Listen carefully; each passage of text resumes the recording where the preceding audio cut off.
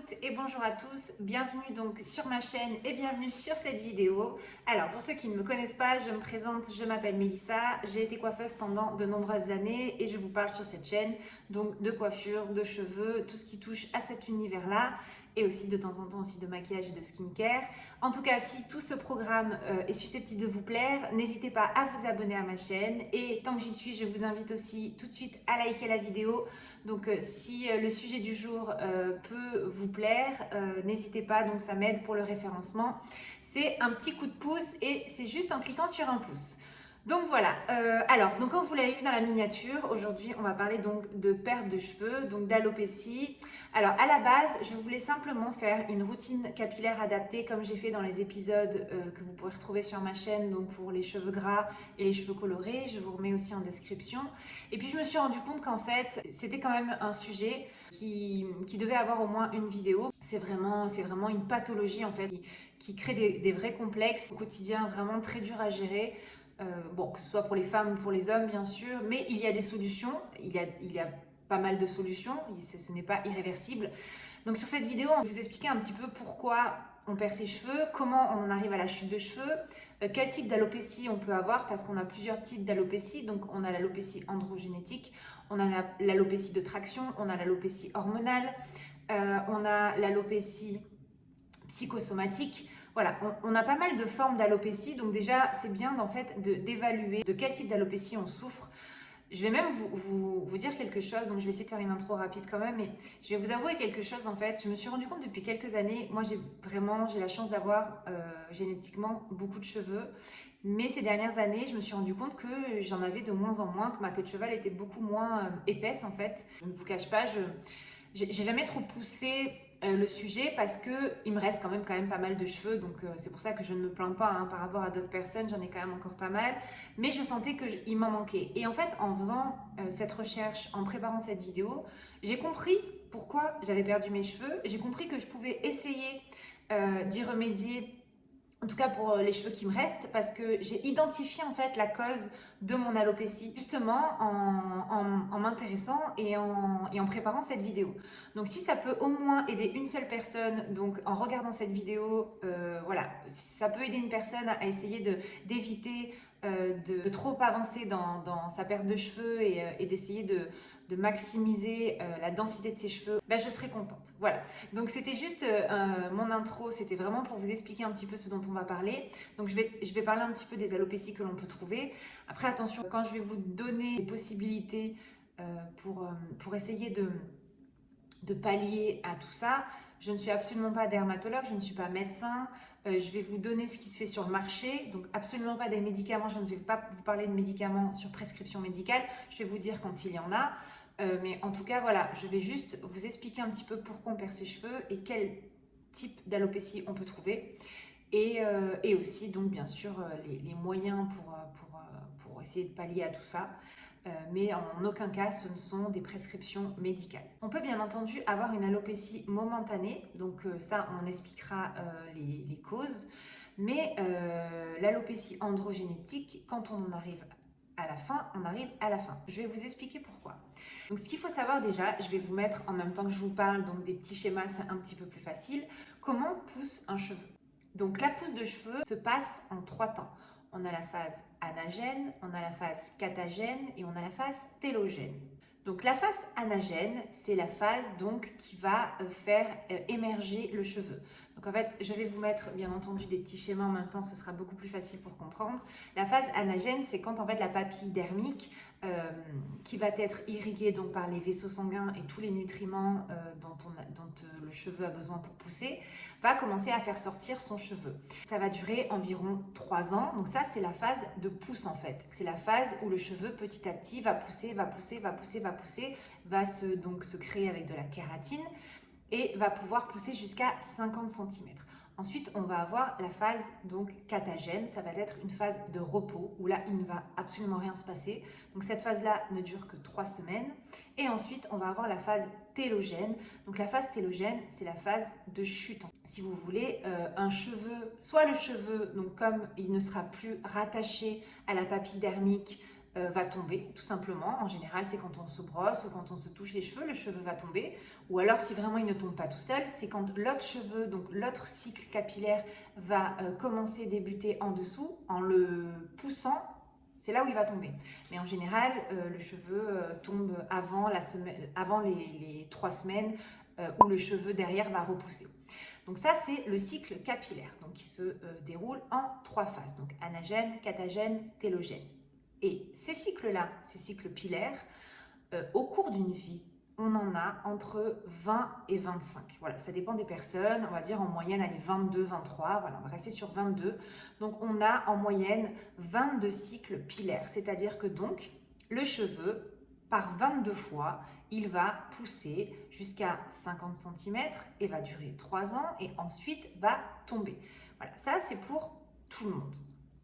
Ensuite, ce qu'il est important de dire, donc, c'est qu'on a 85% de nos cheveux sur notre cuir chevelu qui est en phase de pousse, donc en phase anagène. Les 25% restants sont soit en phase donc catagène ou télogène. Donc c'est normal de perdre ses cheveux. On n'a pas tous les cheveux que l'on a sur le cuir chevelu actuellement en mode pousse.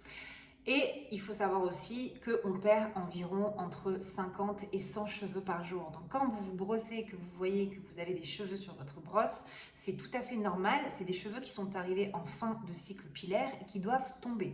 Donc pas d'inquiétude, vous perdez environ entre 50 et 100 cheveux par jour. Donc voilà, perdre ses cheveux, c'est normal. Ensuite, on a les pertes de saison, c'est-à-dire qu'au printemps, été et à l'automne, on va perdre beaucoup plus nos cheveux. Donc ça, c'est tout à fait normal aussi. Il n'y a pas d'inquiétude à avoir. Ensuite, voilà, moi, je voulais vous parler de pourquoi un cheveu, un cycle pilaire va pouvoir être plus rapide pour certaines personnes que d'autres. Pourquoi certaines personnes, comme les hommes par exemple, vont arriver à leur 22 cycles plus rapidement que des femmes qui vont avoir beaucoup de cheveux jusqu'à 60 ans. Moi personnellement, j'ai une maman qui a 60 ans qui a énormément de cheveux. Donc, et c'est là où je vais vous expliquer donc pourquoi on perd ses cheveux. Alors, ce qu'il faut savoir, donc, ce qui va activer le cycle pilaire, c'est la testostérone. Donc, la forme active de la testostérone, la dihydrotestostérone, si je ne me trompe pas, donc va faire en sorte que le cycle pilaire est beaucoup plus rapide. Donc, on va arriver plus rapidement à échéance de ces 22 cycles, si vous voulez. Et il faut savoir aussi que l'on a à certains endroits sur le crâne, c'est souvent sur la zone frontale où on va avoir beaucoup plus de récepteurs de l'hydrotestostérone. Donc en fait, la testostérone va être beaucoup plus condensée sur la zone frontale, ce qui fait que le cycle pilaire va se renouveler beaucoup plus rapidement. Et c'est pour ça qu'en fait, on a tendance, que ce soit les femmes ou les hommes, à perdre nos cheveux sur toute cette partie-là. Tandis que sur la zone occipitale, donc à l'arrière et temporale, il y a beaucoup moins de capteurs. Il n'y en a pratiquement pas du tout. C'est pour ça que les hommes perdent vraiment beaucoup plus petit à petit leurs cheveux en haut, mais les femmes également, à moins que ce soit hormonal bien entendu et toutes les autres causes d'alopécie, on va avoir tendance à se dégarnir beaucoup plus rapidement sur cette partie-là, parce que l'on a beaucoup plus de récepteurs de testostérone, donc ce qui fait que ça va nous activer le cycle pilaire. Donc voilà, une fois qu'on a compris ça, ça va permettre de comprendre pourquoi on perd ses cheveux. Et ça va permettre aussi de comprendre pourquoi certaines maladies ou certains traitements donc, vont permettre d'activer donc, ce cycle pilaire. Donc au niveau des formes d'alopécie que l'on va pouvoir avoir, on va avoir donc l'alopécie hormonale à cause des dérèglements hormonaux qui vont, les dérèglements hormonaux, ça peut être l'hyperandrogénie, c'est-à-dire qu'une femme va produire beaucoup plus d'androgènes, donc d'hormones masculines qu'une autre femme. En général, c'est quand on a des ovaires par exemple polykystiques, on va avoir tendance à produire beaucoup plus d'androgènes qu'une autre femme.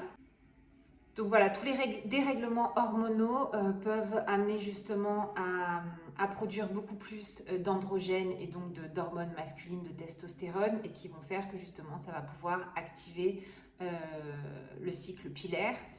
Ensuite, en plus de l'alopécie hormonale, on va voir, donc là ça va toucher les hommes comme les femmes, l'alopécie psychosomatique.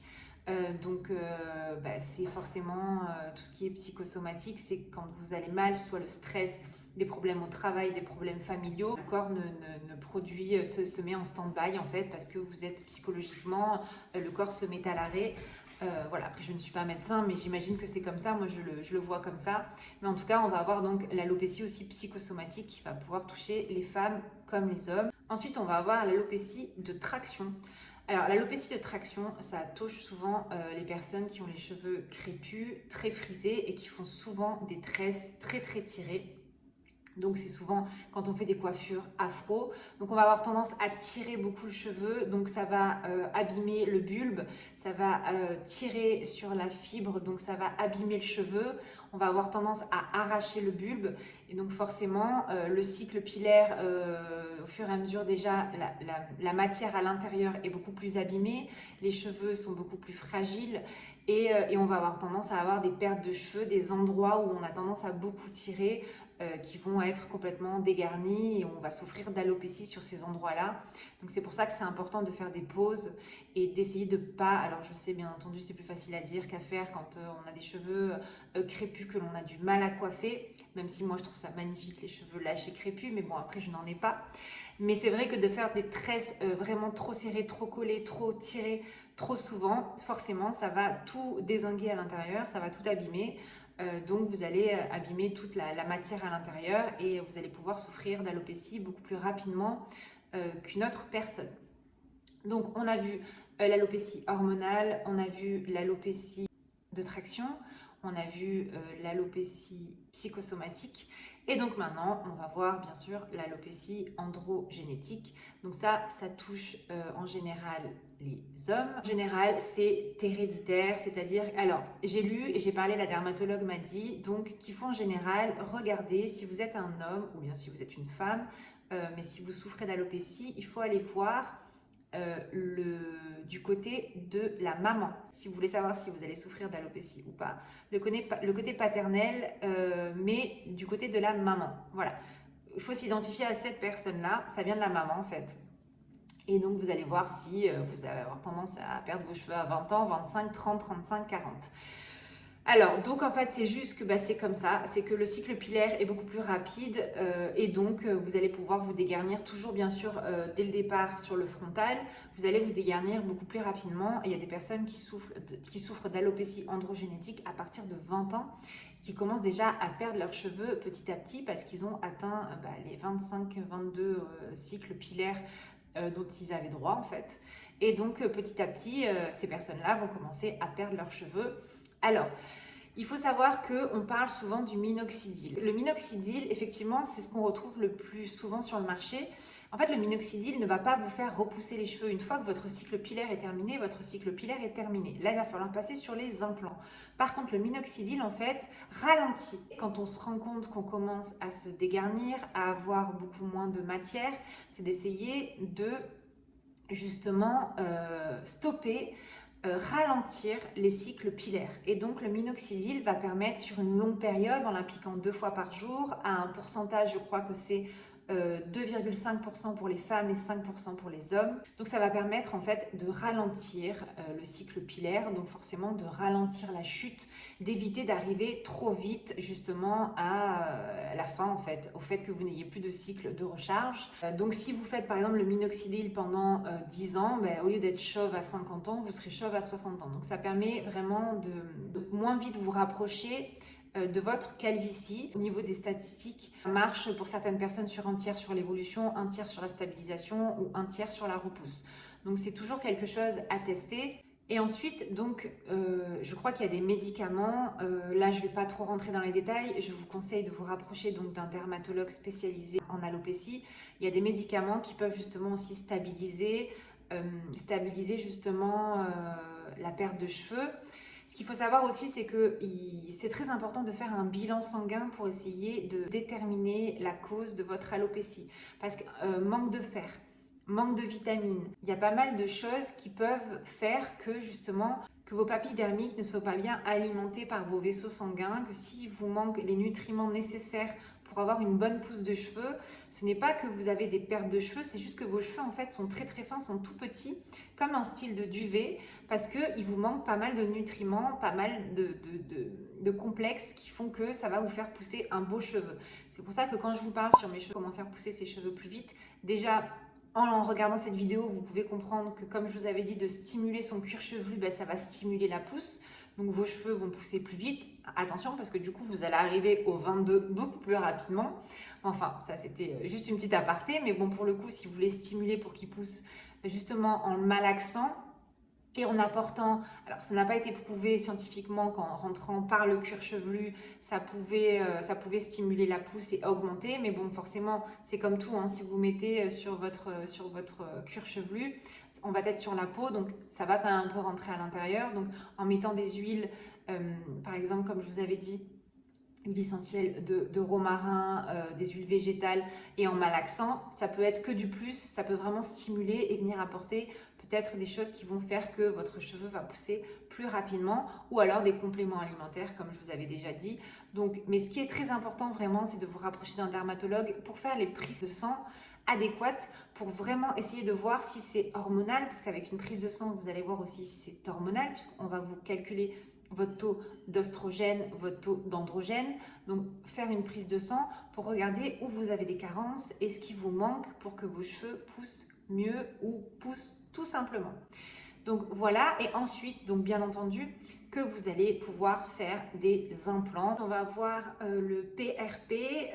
Alors, attendez, plasma riche en plaquettes. Donc, en fait, on va vous injecter des plaquettes sur les zones où vous faites de l'alopécie pour justement venir vasculariser au maximum vos papilles dermiques. Essayez vraiment de les motiver et apporter du sang neuf pour que justement votre cheveu pousse beaucoup mieux, beaucoup plus fort et repousse souvent parce que ça peut arriver qu'il soit en mode il n'a plus trop envie de pousser, c'est un petit duvet. Donc là, ça va l'activer et c'est comme si vous mettez de l'engrais dans une plante avec de l'eau.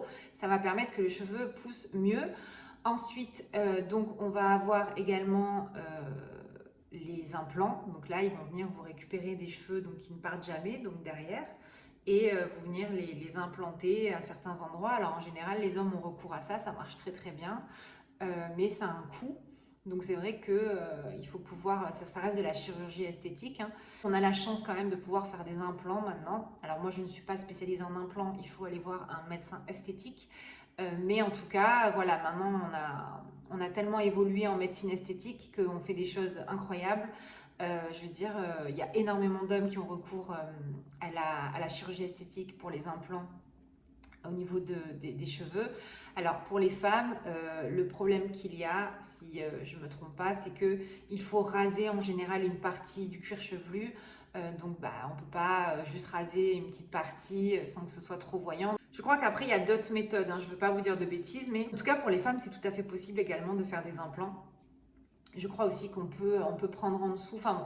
Renseignez-vous auprès d'un médecin esthétique. Je ne suis pas médecin esthétique. Moi, je vous parle juste un petit peu de tout ce que j'ai pu lire et de mes entretiens avec une dermatologue spécialisée donc dans l'alopécie. Enfin, tout ça pour dire que voilà, on a quand même des solutions et je voulais juste cette vidéo pour que vous vraiment vous compreniez en fait d'où ça part. Parce qu'en général, en fait, c'est toujours quand on comprend son sujet qu'on arrive le mieux à l'affronter. Et comme je vous ai dit, moi je me suis rendu compte finalement que ça ne me préoccupait pas plus que ça, mais c'était un constat que j'avais fait sur mes cheveux, que j'avais des endroits où j'avais beaucoup moins de cheveux, forcément sur cette partie-là. Et je me suis rendu compte qu'en fait, ma prise d'hormones en fait, a fait que ça m'a fait perdre des cheveux. Donc maintenant, je vais pallier à tout ça. Et à partir du moment où on a compris, on a identifier la cause, on peut soigner, faire en sorte que les choses changent. Donc voilà pourquoi ma vidéo, pour vous parler encore un petit peu de comment pousse un cheveu, mais aussi maintenant de vous expliquer comment on le perd. En tout cas, ce qu'il faut savoir, c'est que la plus grande cause d'alopécie, c'est l'alopécie androgénétique. Donc c'est la génétique qui veut ça, c'est qu'à un moment donné, vous allez arriver à vos 22 cycles pilaires et donc vos cheveux vont tomber. Donc essayez de vous y prendre au plus tôt pour ralentir la chute, pour arriver au plus tard à l'implant et à la greffe de cheveux. Donc j'espère que j'ai été claire, j'espère que cette vidéo vous aura apporté des informations complémentaires et aura pu vous aider dans ce que c'était que l'alopécie et la perte de cheveux. N'hésitez pas à liker la vidéo, posez-moi des questions si vous le souhaitez en commentaire et encore une fois, je réitère, mais n'hésitez pas également à aller voir un médecin spécialisé, donc un dermatologue ou un médecin esthétique ou chirurgien esthétique pour tout ce qui touche à cette pathologie. C'est très important. Moi, je vous donne des petites informations comme ça, mais je ne suis pas du tout médecin, je ne donne pas de conseils en médecine. Sur ce, moi, je vous laisse. Je vous dis à bientôt et comme d'habitude, prenez soin de vous et aussi prenez soin de vos cheveux. Bisous!